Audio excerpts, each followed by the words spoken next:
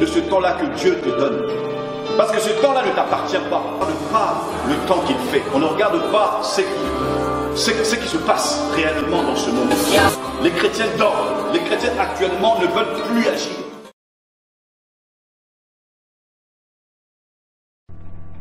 Vois, il comprend.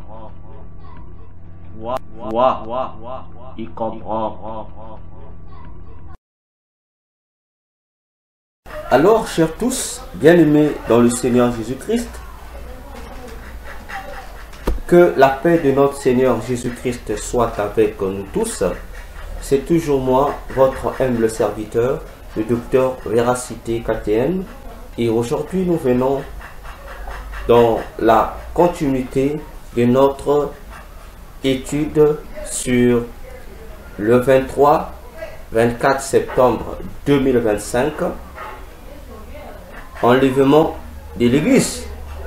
Voyez-nous, ou encore enlèvement de l'Église entre le 23 ou le 24 septembre 2025. Voilà, nous sommes en train de démentir cette fausse prophétie. En démontrant ici, bien-aimés, que tous les bien-aimés, serviteurs comme servantes de Dieu, qui raffolent cette prophétie, sont gravement en erreur. Et nous attendons de leur part, je le répète et j'insiste, une repentance sincère, parce que cette prophétie ne va jamais se réaliser.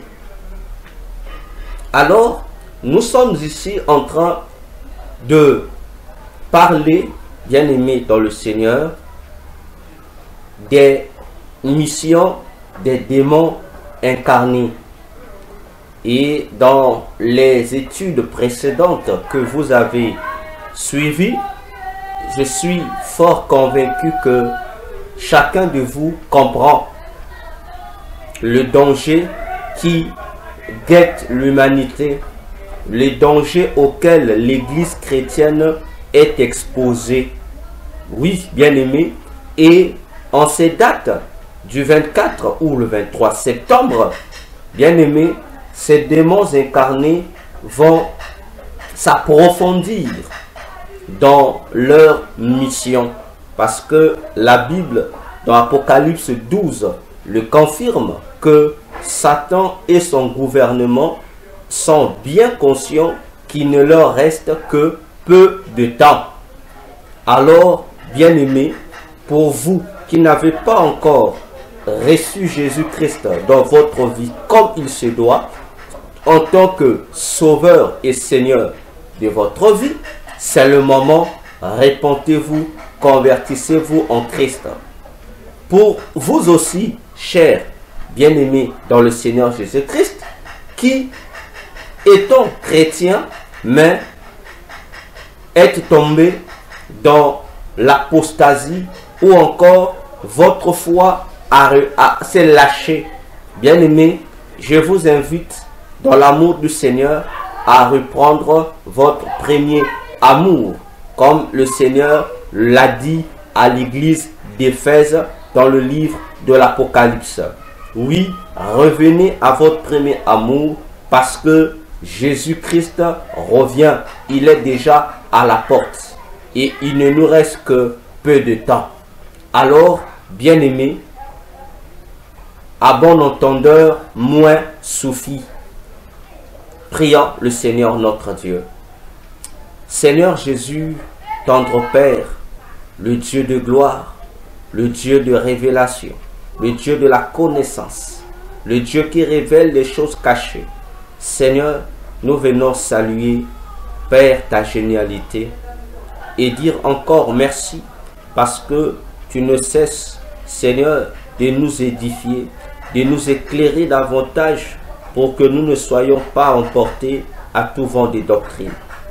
Seigneur, nous voulons encore dispenser ta parole. Seigneur, cet après-midi. Ainsi que je m'efface pour que toi seul tu prennes place. Que je sois un instrument entre tes mains pour l'édification commune, Seigneur, et le perfectionnement de ça. Donne la révélation à tous. Donne la connaissance à tous, afin que, Seigneur, le grain, la sémence de la soif, de la crainte de l'Éternel et de la conquête de la parole de Dieu soit le partage de tous. Dans ton puissant nom, j'ai ainsi prié, Seigneur. Je dis Amen. Bien-aimés, chers tous, nous poursuivons avec le petit C sur les différents projets ou missions dans lesquels œuvrent les démons incarnés pour préparer toujours l'entrée en scène mondiale officiellement de la bête apocalyptique, l'homme impie, l'antichrist. Alors, nous allons prendre le point C. Le projet d'un nouvel accord sur Jérusalem. Voyons-nous. Donc, il y a envisagement déjà consigné depuis le monde des ténèbres qu'il doit avoir un accord sur Jérusalem, c'est-à-dire un accord qui va unifier les belligérants qui aujourd'hui sont en train de se battre, sont en train de s'entretuer pour avoir la mainmise ou une autorité absolue sur Jérusalem. Vous avez d'un côté les Palestiniens qui ne sont en fait que les musulmans et de l'autre côté vous avez les Juifs. Voyons-nous. Alors, un projet est déjà établi. Voyez que tous ces différents accords échoués ne sont que des tests. Parce que le vrai projet pour cet accord existe déjà. Voté déjà depuis le monde des ténèbres. Voyons-nous. Donc, autrefois, il avait été déjà prévu. Il avait déjà été prévu que entre 1985 et l'an 2010, je vous informe, donc il était prévu que ce nouvel accord qui devrait unifier les deux mondes en conflit, que entre 1985 et 2010, voyez-vous que cet accord ait lieu. Que cet accord ait lieu. Ok? Rappelez-vous, je vous ai dit ici que en 1980, dans les années 1980, le pape Jean-Paul II a organisé une réunion qui a réuni tous les grands du monde. Tous les chefs d'État y étaient là et cette réunion a eu lieu au Kenya, dans la ville de Nairobi. Et au cours de cette réunion, le pape Jean-Paul II a présenté officiellement à tous les assistants ou participants le corpus ou le livre de code du 666 décrit dans Apocalypse 13, rédigé sous les instances du pape Jean-Paul II. Et ce corpus du 666 a peu d'articles. C'est moins, je crois, moins de 20 articles, je crois bien. Seulement, qui sera le code qui va gérer la vie économique lors du règne de l'Antichrist. Voyons-nous. Alors, chers tous, le plan prévu pour un nouvel accord pour Jérusalem entre 1985 et l'an 2010. N'est-ce pas? C'était envisagé. Mais ça n'a pas eu lieu. Attention, ça n'a pas encore eu lieu. sûrement qu'il y a eu un couac quelque part ou un élément qui a eu à fausser leur plan. Cependant, ce nouvel accord sur Jérusalem, bien aimé, doit se dérouler en suivant certaines réalités, c'est-à-dire des scénarios. Alors, les musulmans, les juifs et les chrétiens se mettront d'accord pour conclure un nouvel accord sur Jérusalem. Voyez-vous? Donc cet accord-là va amener les juifs, donc le monde juif, le monde musulman et le monde chrétien à s'unifier, à être d'accord, à avoir un consensus à propos de Jérusalem. Et ce consensus sur Jérusalem serait que Jérusalem, la ville de Jérusalem, devienne le centre d'un culte commun pour eux, en particulier les musulmans, les juifs et les chrétiens, et en général pour toutes les religions du monde. Rappelons-nous que dans ces études, nous avons expliqué que l'Antichrist, à son époque, il y aura une seule religion mondiale, un polythéisme pur. Voyons-nous, et le siège de ce polythéisme sera à Jérusalem parce que le Dieu directeur de ce polythéisme sera l'Antichrist lui-même qui sera adoré en chair et en os dans le temple de Jérusalem. Voyez, il sera adoré en tant que Dieu et tous les démons aussi seront adorés. Voyons-nous, et c'est ce que vise l'accord pour Jérusalem, c'est-à-dire l'accord qui va en même temps initier la destruction de la mosquée Aqsa musulmane à Jérusalem au fin de reconstruire le troisième temple de Jérusalem qui servira de ce lieu commun pour la religion mondiale. Nous l'avons dit et nous l'avons expliqué. Alors, chers tous, le dimanche 31 août 2025, vers 4 heures du matin, le Seigneur m'a montré une vision où j'ai vu cet accord se réaliser. Et cet accord portera un nom. Donc, il y aura un nom emblématique. Ça sera le nom de Éder. Ça sera le nom de Éder. H-E-D-E-R. Éder. Voyons-nous. Alors, je crois que je ferai une émission spéciale à propos de ce songe, de cette vision. À propos de ce songe, de cette vision. Alors, chers tous, donc, ce projet existe déjà.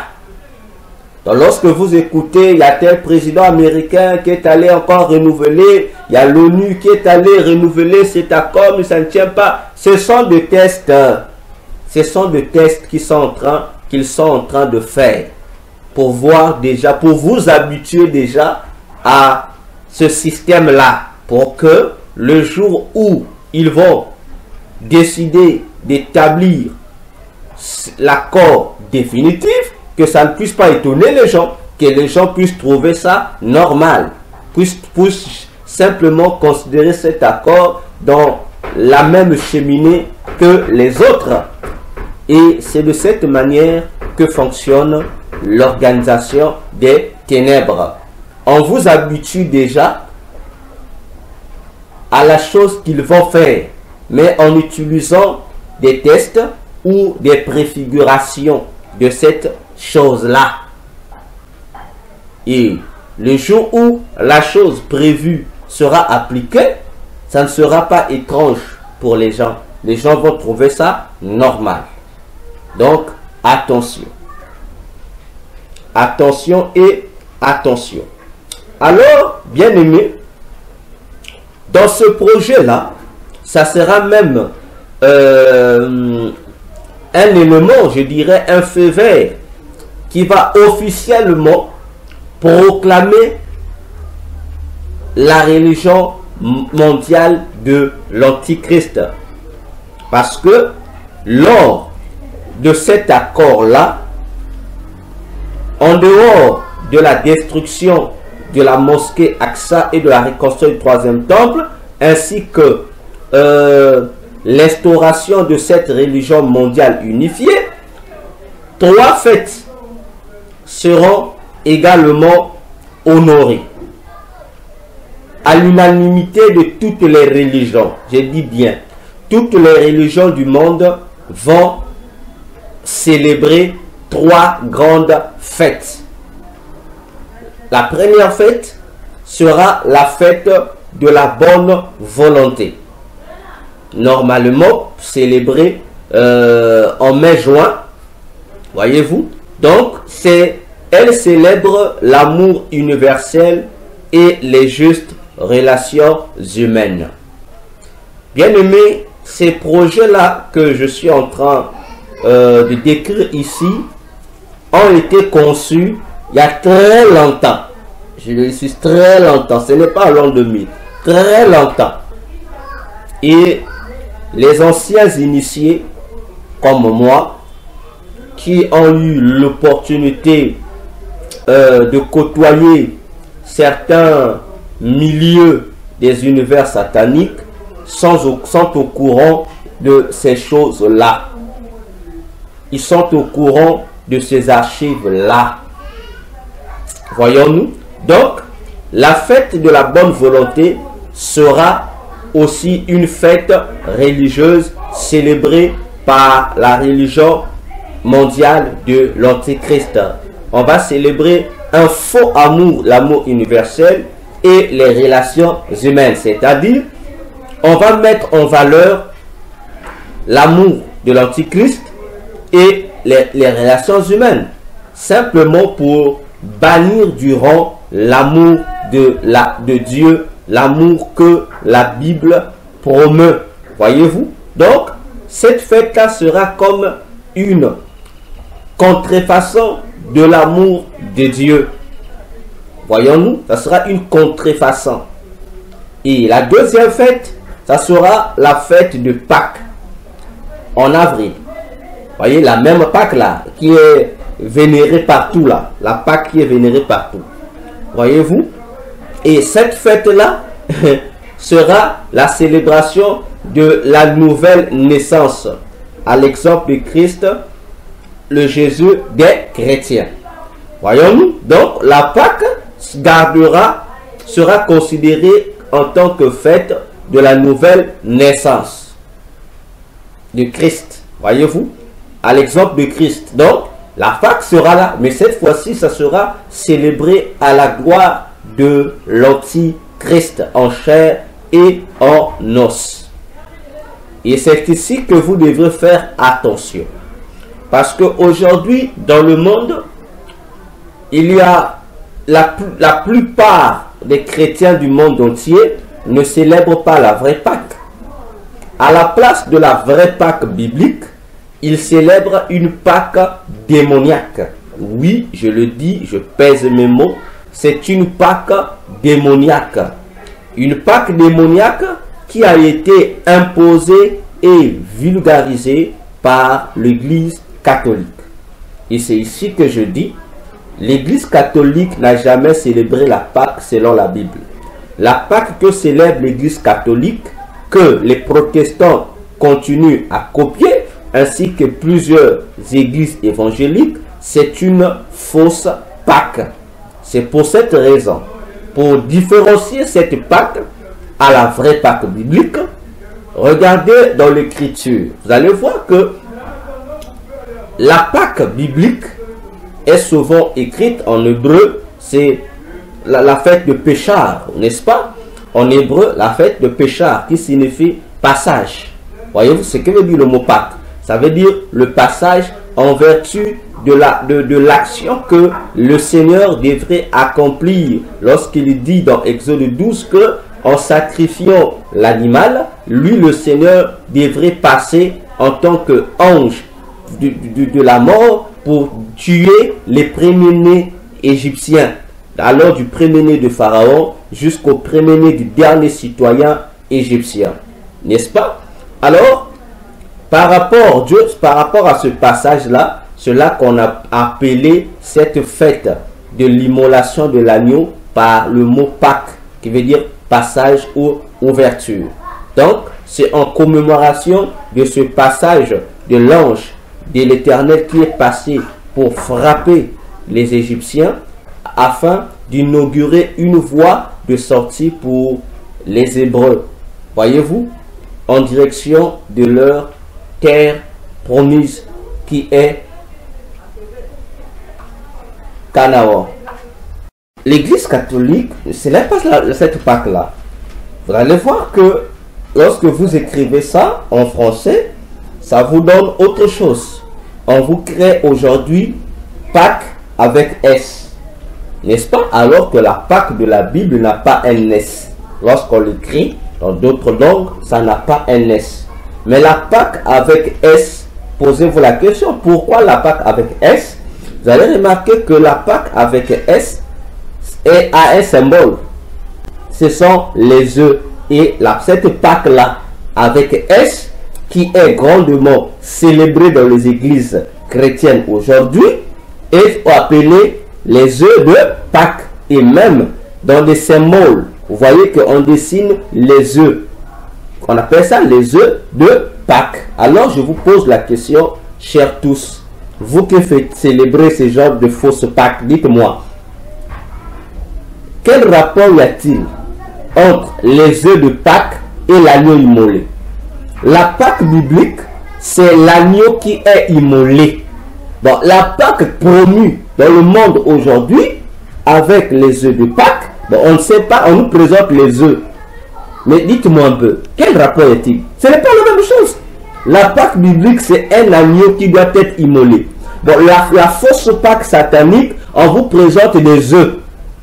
C'est-à-dire, expliquez-moi un peu, mes frères, vous, les hommes de Dieu, les églises qui aimez suivre pour suivre, donc vous aimez imiter, copier, insérer dans l'église de Jésus des pratiques abominables sans pour autant avoir le soin de consulter vos Bibles. C'est un danger. Dites-moi, les œufs de Pâques là, quel rapport ça a à voir avec la Pâque de Dieu? Dites-moi d'abord, la Pâque qui est écrite dans la Bible. Voyez-vous? Et voilà comment le diable vous déroute. Vous croyez célébrer la Pâque, alors qu'en réalité, vous ne célébrez pas la Pâque. Vous célébrez une Pâque qui a contrefaçonné la Pâque des démons. Les œufs là, c'est les œufs de quel animal? Les œufs de Pâques là, ce sont les œufs de quel animal? Ah, mes frères, faites attention avec des pratiques qu'on vous fait faire dans les églises. On vous ensorcelle, on vous envoûte, on vous empoisonne spirituellement. Mais vous ne vous rendez pas compte. Attention, je dis attention. La Pâque de la Bible, c'est un agneau immolé. Voyez-vous, c'est l'animal qui est utilisé. Et nous le savons que l'agneau véritable, c'était Jésus-Christ. Jean-Baptiste l'a dit dans Jean chapitre 1, le verset 28 et le verset 29. Voyez-vous, Jean-Baptiste a présenté, il a dit, voici l'agneau de Dieu qui ôte les péchés du monde. Et dans 1 Corinthiens 5, le verset 4 jusqu'au verset 7, l'apôtre Paul confirme que notre Pâque, c'est Jésus qui a été immolé pour nous. Voyez-vous?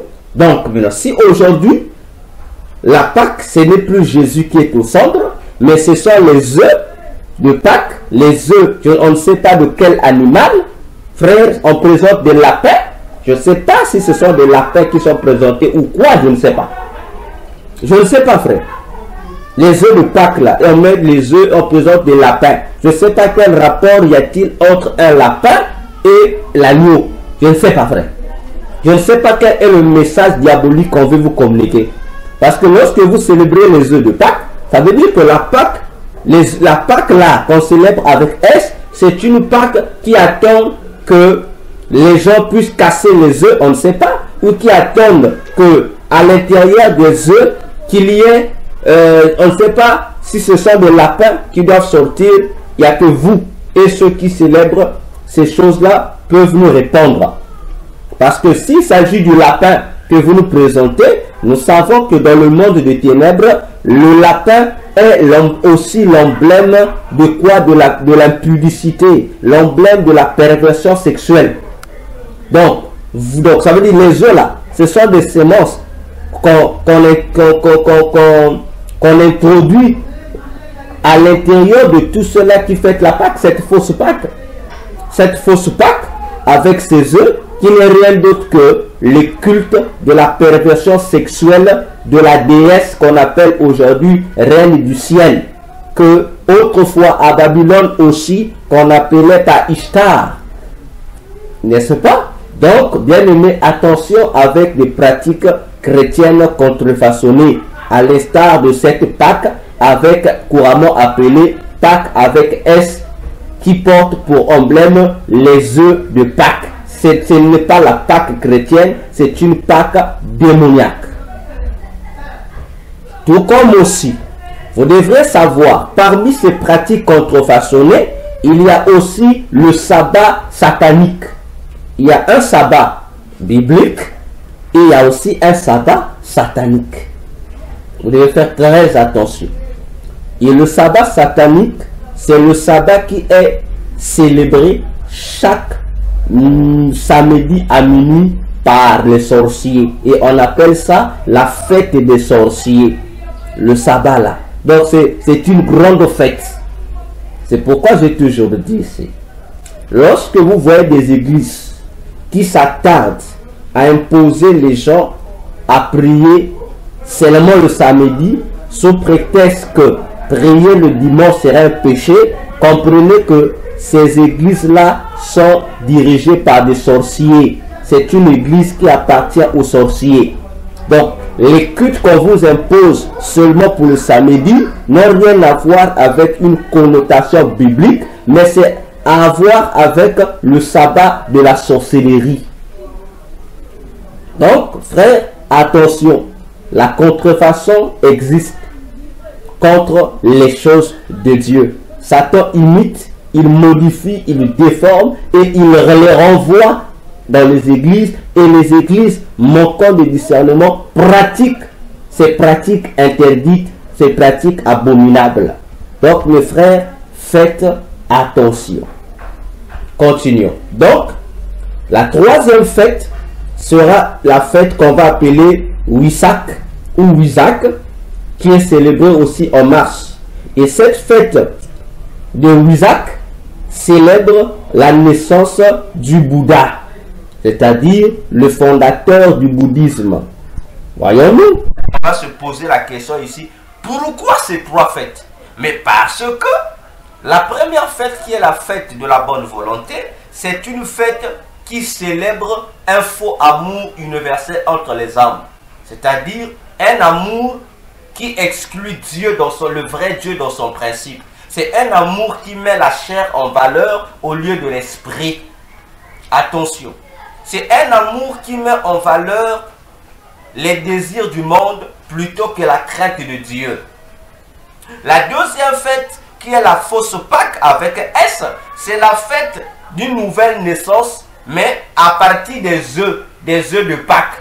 Donc vous serez conçus à travers des œufs de Pâques. C'est une fausse nouvelle naissance, une nouvelle naissance en diable. Si nous avons une nouvelle naissance en Christ, il y a aussi une nouvelle naissance en faux Christ. Attention. Et la troisième fête commémore la naissance de Bouddha. Vous devez faire très attention. Et ici aussi, nous allons marteler. Frère, aujourd'hui on parle de Bouddha, de son vrai nom Gautama, n'est-ce pas? Bouddha, je l'ai toujours dit et enseigné, n'a jamais été chinois. Parce qu'aujourd'hui, lorsqu'on voit le bouddhisme, on nous donne l'impression que le bouddhisme est chinois, et que le fondateur du bouddhisme, Bouddha, était chinois ou tibétain. Rien à voir. Bouddha Gautama, de son vrai nom, fondateur du bouddhisme, était hindou. Il provenait de l'Inde. Ses parents étaient des hindous. Des hindous et non des chinois ou des japonais ou des tibétains. Non. Bouddha provient de l'Inde. Le bouddhisme provient de l'Inde. Ok? Alors, le papa de Bouddha était un roi. Sa mère était une reine. Mais attention, et vous allez comprendre pourquoi la fête de la naissance de Bouddha aura aussi une importance capitale lors du règne de l'Antichrist. Mais parce que la mère de Bouddha n'était pas une simple femme. Je suis désolé. La mère de Bouddha n'était pas une simple femme. Quoi qu'elle soit mariée avec son mari, le fameux père de Bouddha, la grossesse de Bouddha ne provenait pas du père de Bouddha, non. La maman de Bouddha est tombée enceinte, pas du papa de Bouddha, pas de son mari pour faire naître Bouddha. La maman de Bouddha est devenue enceinte par la puissance des esprits démoniaques. Voyons-nous? Donc sa grossesse est le fruit des esprits démoniaques. Et Bouddha a été conçu. Et parmi les reines, que ce soit antiques et modernes, qui ont atteint des hautes dimensions dans le monde satanique, parmi les reines qui ont atteint les hautes dimensions dans le monde satanique, elles ne sont que 3 femmes, 3 reines, je parle de reines, elles sont que 3 femmes, et parmi les 3 femmes, la maman de Bouddha en fait partie. Elle fait partie des humains qui ont atteint, des humaines reines qui ont atteint des hautes sphères de l'occultisme. Et la maman de Bouddha en fait partie. Voyons-nous. Et aujourd'hui, pendant que nous parlions, Bouddha se retrouve au séjour de mort dans une prison. Oui, il est lié. Il est dans le séjour de mort. Bouddha n'est pas au ciel. Il est au séjour de mort parce que Bouddha était un occultiste. Avant d'être Bouddha, il a d'abord pratiqué les pratiques occultes, hindouistes. Il a pratiqué le yoga jusqu'à ce qu'il a atteint sa fameuse illumination, au fait, qui n'est rien d'autre que l'ordre qu'il a reçu du monde pandémonium de créer une autre agence du diable sur la terre, qu'on appelle aujourd'hui le bouddhisme. Parce que Bouddha veut dire l'illuminé, quelqu'un qui a atteint l'illumination. Or, ce qu'on ne vous dit pas, vous qui pratiquez le bouddhisme, et même des pasteurs sont dans le bouddhisme, oui, je vous assure, il y a des pasteurs aujourd'hui des églises qui sont dans le bouddhisme. Il est pasteur, il a une église, mais il est aussi dans le bouddhisme. Donc il pratique aussi certaines formules du bouddhisme. Et même dans leur maison, ils ont des tableaux du bouddhisme là-bas. Ils ont des tableaux mystiques du bouddhisme. Voyons-nous, ça se trouve là-bas. Demandez au pasteur Moïse Mbeye, dans son clip Tangonaye, qu'est-ce que le tambourin bouddhiste fait là-bas? Il faut lui poser la question. Le tambour bouddhiste qui est là dans son clip, qu'est-ce que ça fait là-bas? Parce que ce tambour-là, c'est encore une parenthèse que j'ouvre ici. Le tambour bouddhiste, lorsque le bouddhisme frappe, ce tambour-là, cette frappe-là, c'est pour réveiller les esprits des morts. Je dis bien, lorsque vous voyez dans le temple bouddhiste, on vient taper sur ces tambours-là, c'est pour faire appel aux esprits des morts. Le bouddhisme utilise ces tambours et les églises utilisent les cloches pour la même raison. Je pèse mes mots, je répète. Pour inviter les morts dans leur culte. Les bouddhistes, donc les bouddhistes et plusieurs autres religions asiatiques utilisent des tambours. Ils tapent des tambours. Dans le christianisme, les églises du diable, les églises contrefaçonnées utilisent les cloches. Donc, lorsque vous voyez une église chrétienne qui utilise la cloche, je dis sortez, ce n'est pas une église de Jésus, c'est une agence du diable. J'insiste et je répète. Toute église qui utilise les cloches, ce sont des églises des démons. Ces églises-là invoquent, travaillent avec les esprits des morts. Donc pendant les cultes, pendant les rassemblements de prière, vous, les adeptes de ces églises, sachez-le que vous communiez avec les morts. Voyons-nous. Et dans la religion islamique, le moins 20, on utilise ça. Donc, vous voyez ce que les musulmans font là, c'est pas les mégaphones là. C'est le même système, ça c'est pour invoquer les morts. Pour que les morts viennent assister au culte. Parce que, si ça ne vous étonne pas, Mahomet pratiquait la nécromancie. Et la nécromancie fait partie des principes vitaux de l'islam aussi. Toutes les religions du diable ont pour base, il n'y a pas une religion de Satan ici qui passe outre la nécromancie. Frère, c'est impossible. Parce que la force du monde pandémonium réside sur les morts. Réside sur les morts, sur le culte des morts. Parce que le démon géant qui donne à Satan son pouvoir, c'est le démon de la mort. La déesse Kali.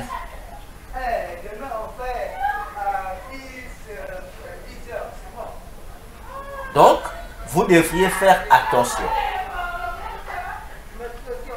Lorsque nous vous dévoilons ces choses, ce n'est pas pour le plaisir, mais c'est pour vous aider à sauver vos âmes de ces différentes ruses du monde des ténèbres qui vont vous conduire, bien-aimés, au feu éternel.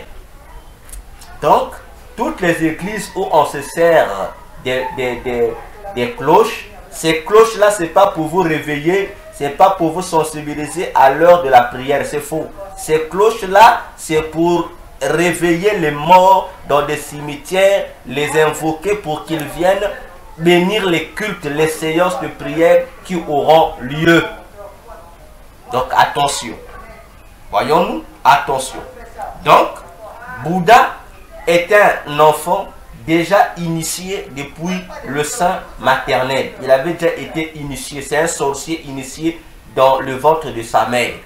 D'ailleurs, pour atteindre sa fameuse illumination, pourquoi le bouddhisme ne vous dise pas réellement ce qui s'est passé lorsque Bouddha est allé se mettre sous l'arbre Bodhi? Hein? Pourquoi on ne vous dit pas? On vous dit il est resté là pendant des années sans manger, sans boire. Mais c'est un mensonge. Parce que lorsque Bouddha a été sous là-bas, il n'était pas là-bas. Bouddha a effectué un voyage astral vers des univers sataniques pour recevoir les instructions sur la nouvelle religion satanique qu'il devrait mettre à jour sur la terre. Mais qui a aidé Bouddha? Parce que le bouddhisme vous dit aujourd'hui que le bouddhisme n'est pas une religion, c'est seulement une école spirituelle, c'est un mensonge. Le bouddhisme est toute une religion qui adore les démons. Ah oui, ça vous devez le retenir. Vous devrez le savoir. Tout celui qui est bouddhisme pratique l'occultisme. Non seulement qu'il invoque les morts, qu'il prie les morts, qu'il est au service des morts, qu'il est envoûté par les morts, mais il est aussi dans l'occultisme. Donc ce sont des occultistes, voyons-nous. Pour atteindre son illumination, Bouddha a été initié par un démon qu'on appelle Brahma. Hein? C'est un démon que dans les religions hindouistes et en Asie, on appelle par Brahma. Ok? Brahma. Donc c'est Brahma qui a aidé Bouddha, qui l'a initié, qui l'a aidé à perfectionner ou à mettre à jour sa religion, le bouddhisme. Oui, c'est le démon Brahma. Et dans l'hindouisme ou dans la plupart des religions asiatiques, Brahma est considéré comme étant le Dieu suprême. Brahma est appelé l'énergie cosmique. On dit c'est Brahma. Hein? On dit c'est l'énergie cosmique, Brahma. C'est l'énergie, c'est la fusion. Brahma est la fin du karma. Donc, lorsque tu te échappes du cycle du karma, tu deviens un avec l'univers, avec l'énergie de l'univers. L'énergie là dont on parle, c'est le démon Brahma. Il n'est pas le Dieu suprême. Voyez-vous, c'est un démon, mais qui, dans le panthéon de l'hindouisme, se prétend être le Dieu suprême. Non, Brahma n'est qu'un démon parmi les démons. Donc, lorsque les religions hindouistes vous parlent de l'énergie cosmique, il s'agit de ce démon Brahma. C'est un démon, ce n'est pas un dieu, c'est un démon. C'est ce dieu-là qui a 4 bras. Brahma, c'est un démon hindou qui a 4 bras. Brahma. Donc, lorsque vous voyez les dieux hindous ou les dieux de l'hindouisme, il y a une divinité qui est représentée par un dieu à 4 bras, c'est ce démon-là, Brahma. Donc, attention, avec les cultes qu'on vous fait faire, avec les pratiques qu'on vous fait faire. Voilà pourquoi c'est important pour l'Antichrist de célébrer la naissance de Bouddha. Parce que cette naissance de Bouddha, c'est une invite à l'illumination, c'est-à-dire à une initiation pour renaître en diable. Voyez-vous? Alors, vous devrez faire très attention. De même qu'il y a la nouvelle naissance en Christ, il y a aussi la nouvelle naissance en diable, en Satan. Alors, chers tous, je vais ici ouvrir notre intelligence. Vous voyez, dans la philosophie, vous avez des grands maîtres spirituels sataniques comme Platon et Pythagore. Vous avez Socrate et Thalès de Milet. Oui, c'était des savants, mais c'était des grands initiés. Je prends par exemple Pythagore. Pythagore aujourd'hui qui est parmi les ennemis farouches des religions des Noirs, qui disent que c'est lui qui a volé la sagesse égyptienne et qui s'en est approprié. Non, il n'a pas volé la sagesse égyptienne.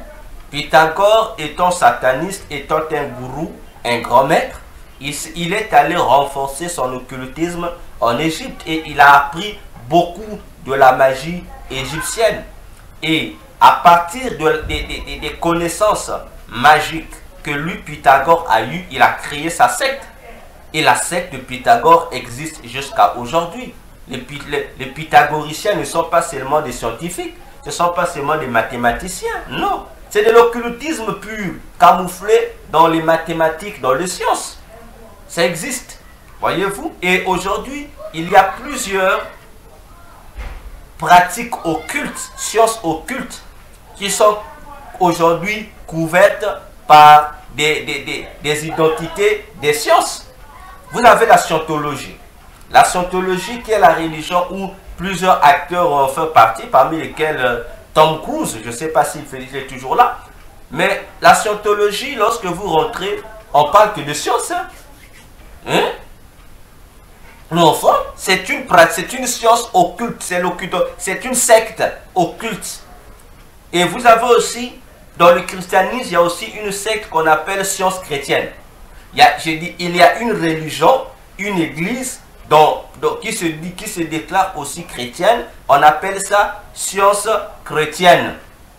Et là-bas, on parle plus de santé. On se focalise sur la santé. C'est une église du diable, c'est une religion satanique. Physiquement, on parle de science, de santé. La science chrétienne, c'est une église des démons. Donc, si vous côtoyez cette église, arrêtez parce que cette église, c'est du satanisme. Donc, attention. Ok? Attention. Avec ces pièges du diable sur certaines sciences mystiques qui se camouflent sous des sciences humaines. Je parlais de Pythagore. Aujourd'hui, nous parlons des notes de musique. Ça existe, je crois, 7 notes de musique. N'est-ce pas? Nous connaissons les notes de musique. Do, ré, mi, fa, sol, la, si, do, tout ça. Bon, posez d'abord la question aux chanteurs, aux experts de la musique. D'où proviennent ces 7 notes de musique? Ça provient d'où? C'est la musique, je suis d'accord. Mais les 7 notes de musique là, ça provient d'où? Les 7 notes de musique, ce sont des formules magiques. Ce sont des mantras qui ont été mis en place par Pythagore de Samos. C'est lui, Pythagore, qui a mis en valeur, qui a mis à jour cette stratégie des 7 notes de la musique. Posez-vous la question. Posez-vous, je dis, la question. Ça ne vous a jamais étonné de voir que l'instrument de musique qui est comme la base de ces 7 notes soit le piano, et que le piano, les touches du piano soient toujours noir-blanc. Ça ne vous a jamais interpellé ou traversé l'esprit? Pourquoi? Vous croyez que les noirs-blancs là, ces couleurs-là sont mises pour le plaisir? Non. Ces couleurs-là, pour tout initié, il sait que ça rappelle le mantra. C'est un code qui rappelle le mantra. Parce que vous ne verrez pas les touches d'un piano rose ou rouge. Il n'y en a pas. Il y a que toujours c'est blanc et ou c'est noir. Il n'y a que ces deux couleurs. Pourquoi? Réfléchissez. Réfléchissez, c'est de l'occultisme pur et simple. Donc, attention. Je dis au monde entier de faire attention. Ça ne vous a jamais encore étonné ou traversé l'esprit de voir qu'aujourd'hui, la couleur du deuil devient le noir-blanc. Ça ne vous a jamais interpellé. Ça ne vous traverse pas l'esprit de chercher à savoir pourquoi aujourd'hui, lorsqu'il faut célébrer le culte des morts, les prêtres et les gourous s'habillent toujours en noir-blanc ou en noir-noir. Ça ne vous traverse pas l'esprit de chercher à savoir pourquoi. Pourquoi aujourd'hui, les cols pastorales, oui, je crois cols pastorales, sont toujours noir-blanc ou bleu-noir? Pourquoi la même couleur? Pourquoi aujourd'hui, lorsque vous regardez la plupart des religions, la tenue cultuelle de haute envergure, c'est le noir-blanc? Pourquoi aujourd'hui le monde du judaïsme s'est approprié la couleur noir-blanc sur les vêtements? Pourquoi les juifs aujourd'hui ont toujours des costumes noir-blanc et des chapeaux noir-blanc? Ça vous interpelle pas? Vous pensez que c'est pour le plaisir? Voyez-vous? C'est un principe occulte.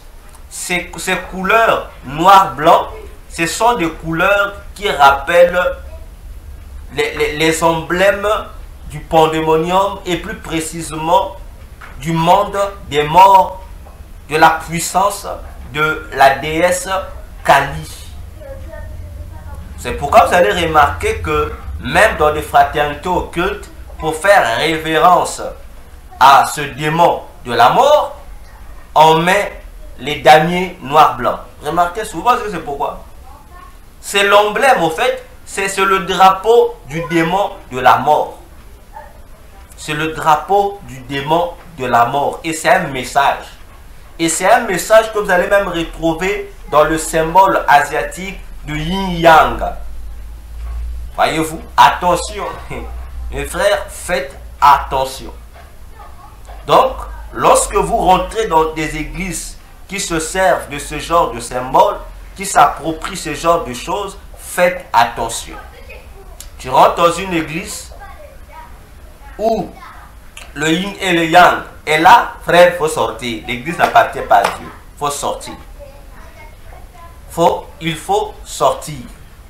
Voilà. Donc, la célébration commune de ces 3 grandes fêtes marquera, comme je l'ai dit, l'entrée dans la religion du nouvel ordre mondial. Voyez, donc ça sera là l'écuménisme, donc la religion de l'Antichrist en chair et en os. Cela doit nous interpeller. Ok? Alors, passons au grand 2.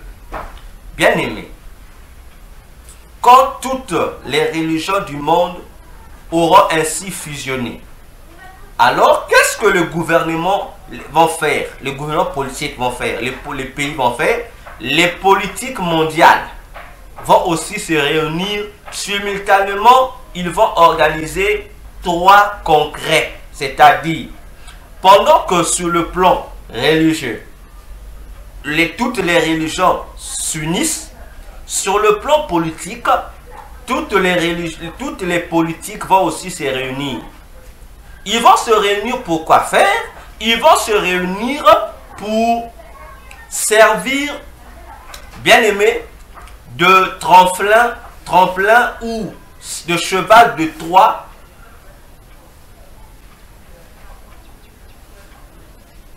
à la première fête, la fête de la bonne volonté. Ils vont créer un congrès planétaire sur la bonne volonté. Donc, ils vont militer pour que les gens qui vont adhérer à la religion de l'Antichrist puissent véritablement fêter cette fête démoniaque, cette fête d'amour anti-Dieu. Le deuxième congrès qu'ils vont organiser sera un congrès planétaire sur les ressources humaines et le désarmement. Oui. Donc, il y aura une loi mondiale qui va mettre fin au désarmement. Voyez-vous? Donc, pendant que l'Antichrist va régner, dans son règne, les nations seront désarmées. Maintenant que vous puissiez me saisir très bien. Les nations seront désarmées au profit des démons en chair qui vont régner. Donc, aucun pays n'aura des armes. Seuls les démons qui vont gérer le pays auront des armes. Frères, faites attention. Lorsque vous écoutez les tests politiques sur les désarmements ou la non-utilisation des armes nucléaires et autres, ce ne sont que des tests. Parce que les mêmes grandes puissances qui votent des lois contre l'emploi ou l'usage des armes nucléaires et autres, ce sont les mêmes qui continuent quand même dans leur pays à fabriquer ces mêmes armes. Frère, ne voyons-nous pas qu'il y a un paradoxe? Vous dites non à la prolifération des armes nucléaires, mais au lieu, vous devez aussi cesser, vous devez aussi fermer toutes ces industries qui fabriquent ces armes. Malheureusement, ces industries ne font que se multiplier et ne font que s'intensifier à mettre à jour des armes nucléaires les plus cruelles, les plus criminelles que la bombe atomique ou la bombe à hydrogène. Parce que, une fois que les nations seront désarmées, ça veut dire que la souveraineté des nations est anéantie, annulée. Ça veut dire que nos politiciens, nos chefs d'État ne seront que des esclaves entre les mains des démons incarnés qui vont devenir des nouveaux chefs, des nouveaux gouverneurs de nos pays. Parce qu'à l'époque de l'Antichrist, le monde entier étant unifié, nos pays ne seront plus des pays, mais nos pays seront considérés comme des simples provinces ou des régions dirigées par des rois que l'Antichrist va lui-même établir. Voyons-nous? Et toutes les armes qui sont en train d'être fabriquées aujourd'hui seront conservées pour être employées lors de la 3e guerre mondiale. Ici, j'insiste encore parce qu'il y a aussi des doctrines qui circulent dans les églises, qui circulent sur les réseaux sociaux, que la 3e guerre mondiale n'existe pas. Frère, ça existe. La 3e guerre mondiale n'aura pas lieu aujourd'hui. La troisième guerre mondiale, c'est cette guerre dont parle Apocalypse 19, que la Bible appelle la guerre d'Armageddon. C'est celle-là, cette guerre-là, qui est la troisième guerre mondiale. Et c'est au cours de cette guerre Armageddon, troisième guerre mondiale dans l'agenda du diable, que ces armes nucléaires-là qui sont en train de fabriquer aujourd'hui seront utilisées. Ah oui, ça sera utilisé contre Israël et contre Jésus. C'est là que Jésus va descendre pour anéantir toutes ces armes et vaincre l'Antichrist avec ses armées. Ah oui, je vous assure, il y a des armes très terribles. Mais ce que je dis, je n'invente pas. Mais c'est ce qui est dit dans le monde des ténèbres. Ce sont des consignes qui sont données dans le monde des ténèbres. Ça ne vous étonne pas que les armes nucléaires les plus meurtrières au monde puissent porter le nom des démons? Pourquoi la Russie aujourd'hui, ses armes les plus terribles portent le nom de Satan 1, Satan 2? Donc, est-ce que les Russes fabriquent ça pour le plaisir? Ah frère, réfléchissons. Il y a des armes nucléaires qui ont été conçues par les démons incarnés, bien aimés, qui n'ont jamais été présentés au monde. On fait semblant de vous présenter les Satan 2, le ceci, mais il y a des armes qui sont plus terribles que les Satan 2 qu'on ne va pas vous présenter maintenant, qui sont plus meurtrières, je vous assure. Et toutes ces armes sont conservées pour le jour J de l'éclatement de la troisième guerre mondiale qui va opposer Israël à ses ennemis. En fait, c'est une guerre qui va opposer Israël et les musulmans. Voilà. C'est pourquoi les tests sont faits aujourd'hui avec les scénarios Palestine, Israël. Tout ça, ils se moquent de vous. Ils se moquent de vous. Voyons-nous. Donc, un congrès planétaire sur les ressources humaines et le désarmement aura lieu.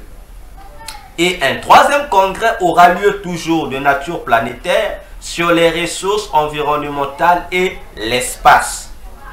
Déjà, les bases de ces congrès ont déjà été mises en place. Depuis que l'humanité a commencé à parler du développement durable avec l'espace vert, frères, ils ont déjà mis en place les bases. À tel point qu'aujourd'hui, on a plus donné la valeur aux écologistes plutôt qu'aux êtres humains. Aujourd'hui, les animaux ont plus de valeur que même l'homme. Donc, l'animal a plus de droits aujourd'hui à la vie que l'humain. Mais je vous assure, ces choses-là, ce n'est pas aujourd'hui qu'on a commencé à le dire. Voyez-vous, et aujourd'hui, l'environnement a été divinisé. Vaut mieux abattre l'humain, mais laisser vie à l'animal, laisser vie aux végétaux, laisser vie à l'environnement. Sous prétexte des réchauffements climatiques, qui n'est encore là que une ruse, une arme fabriquée de toutes pièces par les démons eux-mêmes en complicité avec nos gouvernements mondiaux. Voyons-nous? Donc, chers tous, attention à ces planifications du diable qui vont se réaliser. Donc, lorsque vous voyez aujourd'hui dans le monde, sur le plan politique, aujourd'hui, des congrès, des ONG multiplient des conférences, non, sur l'environnement, l'espace, patati patata. Comprenez déjà que ces gens-là sont en train de mettre déjà en place les mécanismes de ces stratégies de l'Antichrist. Parce que si l'environnement, l'animal, le végétal a désormais plus d'importance que l'homme, mais pour celui qui lit la Bible, il comprend que c'est une attaque contre le plan de Dieu.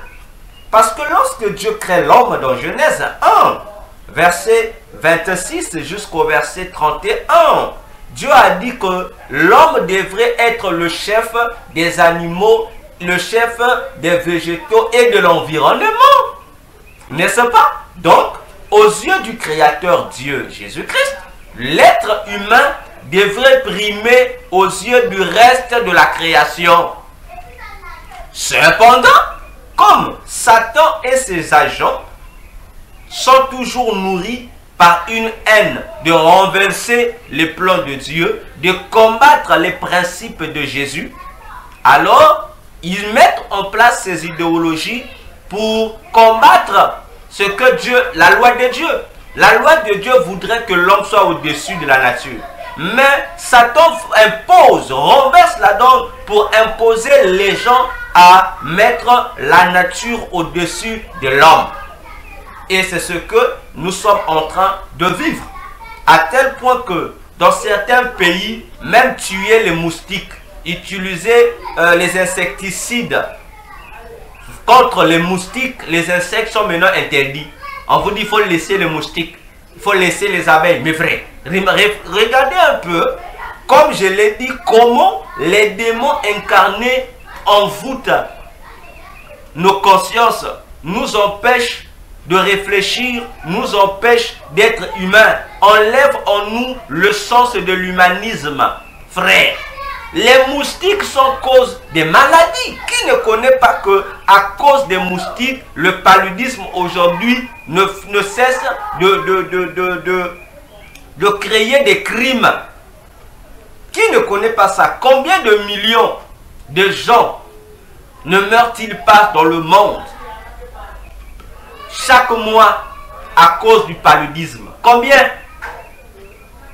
À cause des piqûres des moustiques? Combien? Mais aujourd'hui, lorsque les gens veulent se prémunir, veulent se protéger contre ces piqûres des moustiques, on dit non, non, non, il ne faut plus utiliser, il faut les laisser. Frère, c'est-à-dire? Non, c'est-à-dire. Donc, on encourage que les moustiques tuent les gens, mais que les gens puissent protéger les moustiques. Mon frère, mais depuis quand? Voilà comment la Bible dit dans Romains que ces gens-là, croyant être sages, mais ils sont devenus fous. Effectivement, ça c'est de la pure folie qui n'a jamais existé, mes frères. Donc, on doit laisser les moustiques tuer les gens, les insectes piquer pour tuer les gens, les abeilles, on doit les laisser vivre. Frère, mais attendez. Où va le monde? Vous les éducateurs, vous qui avez des parents, des femmes, des enfants, qui encouragent ce genre d'idéologie satanique, mais il faut leur parler. Il faut leur prêcher l'évangile. Il faut leur faire comprendre qu'ils sont des manipulés. Que ce sont des instruments que le diable utilise pour nuire à la création de Dieu. Et cela va les coûter cher, mes frères. Il faut les sensibiliser. Voyons-nous? Attention, mes frères. D'ailleurs même, lorsque j'ai informé que il y a des insectes qui sont génétiquement modifiés dans les laboratoires, en tête de page l'OMS, en complicité avec d'autres organismes sanitaires qui ont des grandes influences sur la Terre. Voyez-vous? Aujourd'hui, les insectes, donc on prend les insectes, on les modifie génétiquement, à tel point que les produits qui anéantissaient les insectes hier n'ont plus d'effet sur eux. Parce que leurs mécanismes organiques ont été génétiquement modifiés. Donc, les moustiques ne sont plus simplement naturels, mais les moustiques sont devenus composés. Et ça ne se limite pas seulement au niveau des moustiques. Voyez-vous, les agents de Satan qui travaillent dans nos pays là, qui travaillent dans nos agences sanitaires, ont même étendu ces modifications génétiques, même dans les aliments que nous sommes en train de consommer.